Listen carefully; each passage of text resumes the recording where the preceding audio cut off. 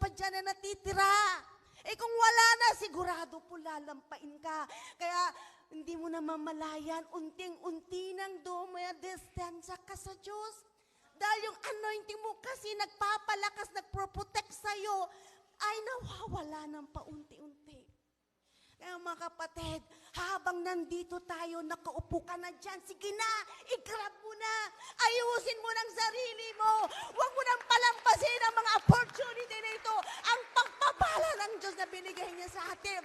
Huwag kayong magmaangan, huwag kayong, mga kapatid, yung parang nagbabaliwala. Nakikinig ka nga, pero you don't do anything. Umaksyon ka mga kapatid, tandaan nyo, 2024 na. Ngunit hindi pa huli ang lahat mga kapatid. Number 2, live a holy life. Amen. You must live a holy life to qualify the holy oil. Sabi ni Ecclesiastes 9 verse 8, let your garments always be white and let your head lack no oil. The anointing, tulad ng sinabi ko kanina, is so precious. Mayroon pong halaga ang anointing po natin. At hindi mo ito mabibili ng pera. Kahit kaano kadami ang pera mo, you cannot buy it. Kailangan mag-sacrifice ka. Paano? Sumiksik kang mabuti, kawan mo lagi nang sa ganun ibibigay ng Diyos sa'yo. Free. Wala pong bayad. Ngunit pahalagan mo. Kasi kung minsan kung free, kung minsan hindi na natin napapalagan, pangalagaan ito. Kaya siguro mas maganda siguro, babayaran tayo ng Diyos, ano? Pero hindi naman natin kayang bayaran. Pero ang hinihingi niya lang, ikaw mismo. Magbigay ka naman ng panahon. Ipakita mo naman sa Diyos kung gaano ka kahuhaw.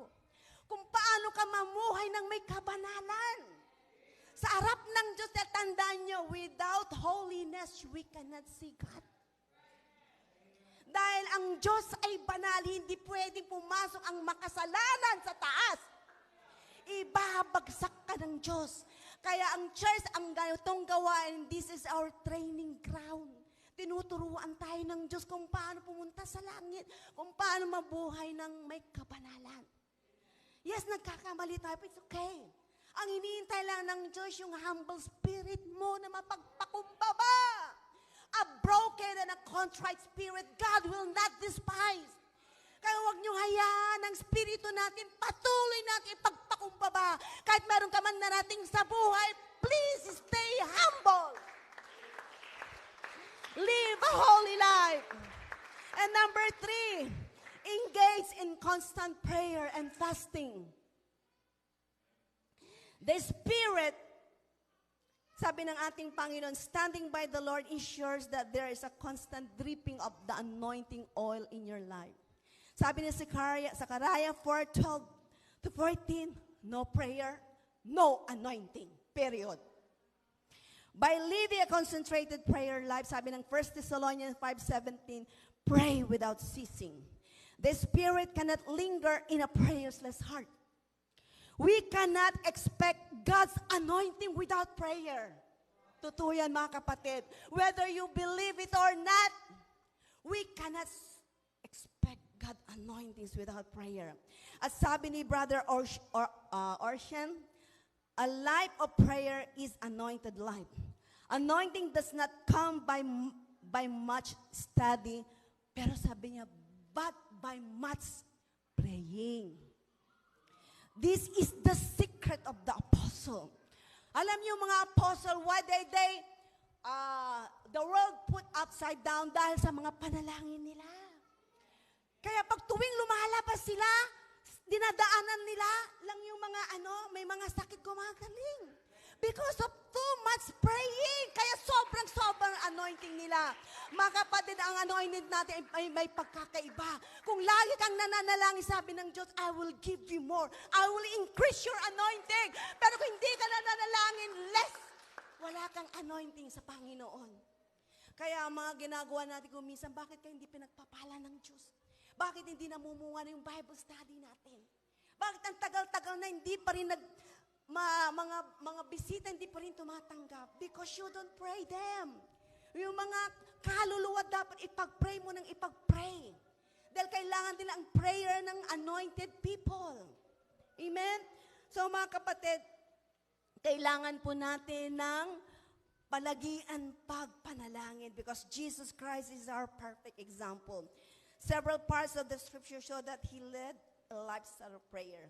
So, siyang example po natin sa panalangin. So, by taking a regular day of fasting, sabi niya, makabasa po natin yan sa Matthew 7:21, tulad ng ating Panginoon, fasted 40 days, nights in the wilderness.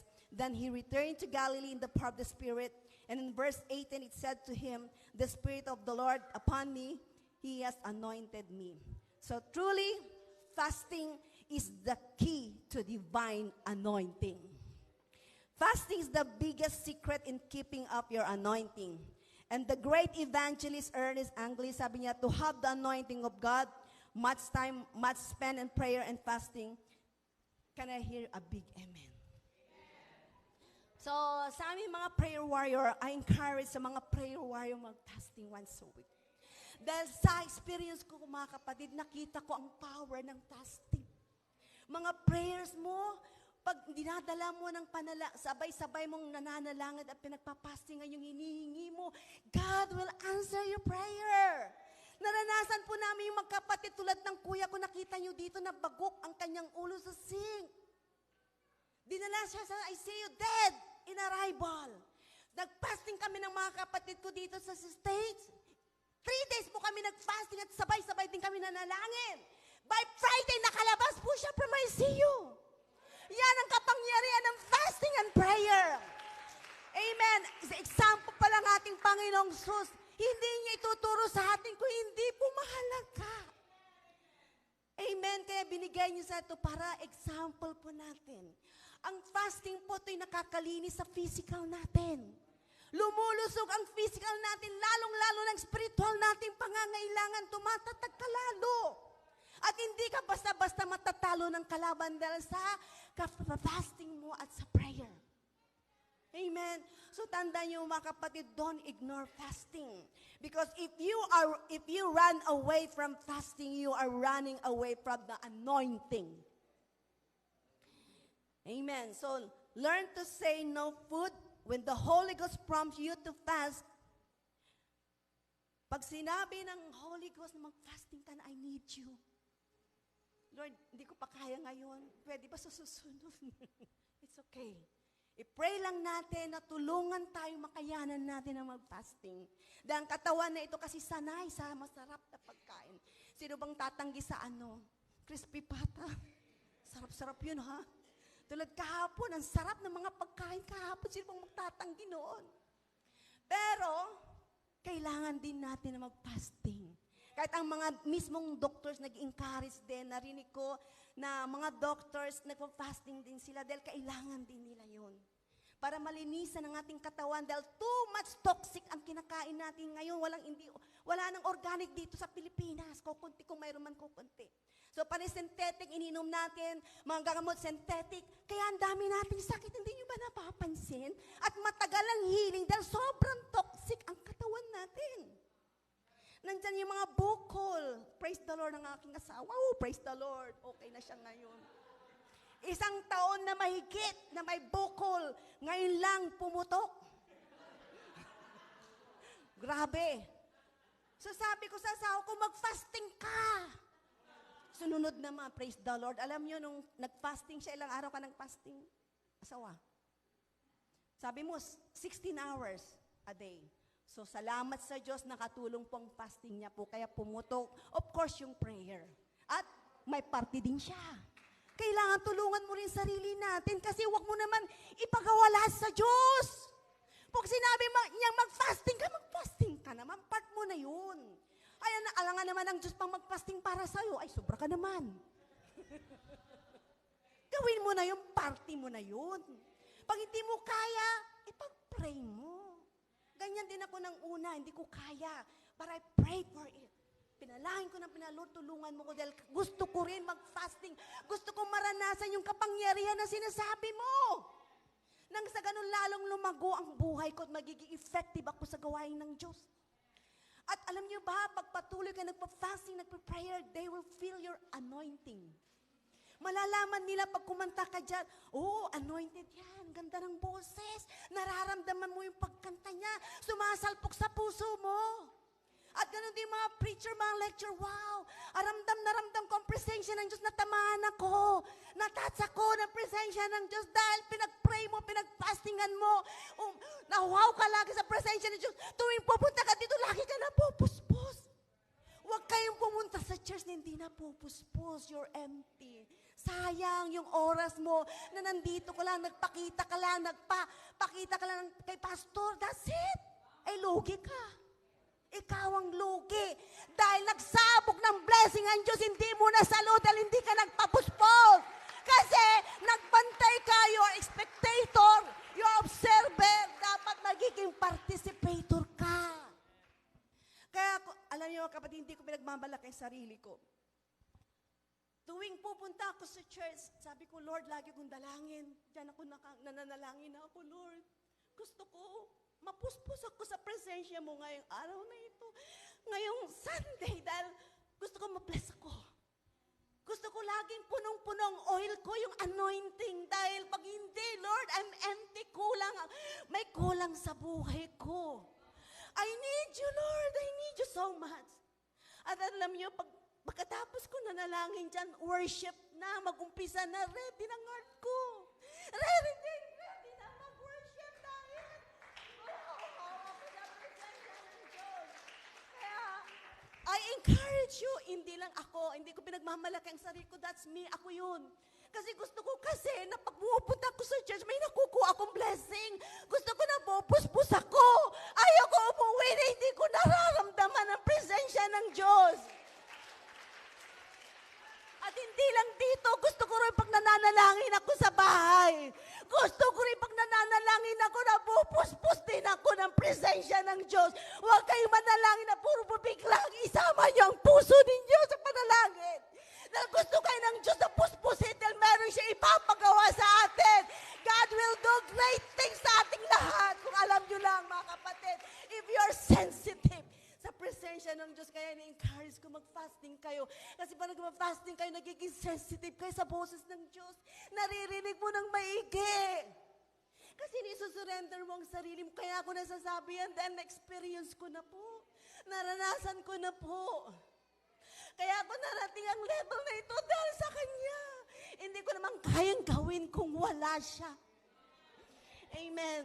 So please, I encourage everyone. Kung lahat po tayo nagsisikap na mag-fasting, kaya nga si Pastor, di ba, nagsasabi na siya, pag mayroong mga chain prayer, mag-fasting kayo. Huwag niyo naman baliwalain dahil ginagamit siya ng Diyos dahil gusto niyang lumako ang gawain na ito. Dahil kung lahat ay puspos ng presensya ng Diyos, hindi niyo ba alam pag may pumasok na bisita, sasabihin niya, I can feel the presence of God in this place. Bakit anong klaseng lugar ito? Bakit nanginginig ako? Parang tumatay yung balahibo ko. Dahil lahat na nanditong kapatirin ay puspos ng presensya ng Diyos. They can feel it right away. And feed the Word of God. The Word of God is self-anointed. Tulad ng ginagawa natin ngayon, nag-aaral tayo sabay-sabay. Dahil gusto ng Diyos na sabay-sabay tayong lumako. Sabay-sabay tayong aakyat sa langit. Ayaw niyo ba yun? Sabay-sabay tayong magkikita tayo, Brother Jeff. Ay, salamat, nakarating tayo. Brother Dan, magkita-kita tayo doon. Amen. Praise God. Kaya sa aming prayer warrior, meron po kaming everyday na magbasa ng 2 verse, na 2 chapter. Alam niyo po, I don't know, kung ako nabibless ako.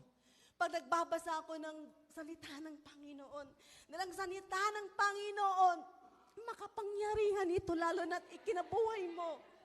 At pag may problema ka man, God will talk to you sa kanyang salita. Sa araw na yung pag nagbasa ka, ipapakita ng Diyos sa iyo kung anong kailangan mo. Ipapakita ng Diyos sa iyo yung kasagutan ng panalangin mo. Amen. Praise God. Kaya lahat, nagpapasalamat ako sa mga prayer warriors na nagbabasa din po lahat. Dahil kailangan namin yun. Bilang mandirigma ng Diyos, kailangan namin ng salita ng Diyos. Dahil pagdating ng problema, alam mo kung anong gagawin mo. At ganun din sa mga home Bible study namin, encourage ko rin na isang verse, mag-memorize sila every month. And sabi ko sa kanila, within 1 year, sisingilin ko kayo ng 22 verses na memorize ninyo. At pumayag naman po sila. Sabi ko, hindi para sa akin yan, para sa inyo yan. Dahil gusto ng Diyos na sabay-sabay tayong lumago spiritually. Dahil ang salita ng Diyos, ito'y kalakasan natin. Ikakatatag natin. Amen. Nang sa ganun, di po tayo mawala sa harapan ng Panginoon. Read the Word of God every day. And last po mga kapatid, embrace a lifestyle of praise, thanksgiving, and worship. Psalms 119, 164, sabi ng salita ng Diyos dyan, 7 times a day I praise you because of your righteous judgment. This is a praise and worship as lifestyle.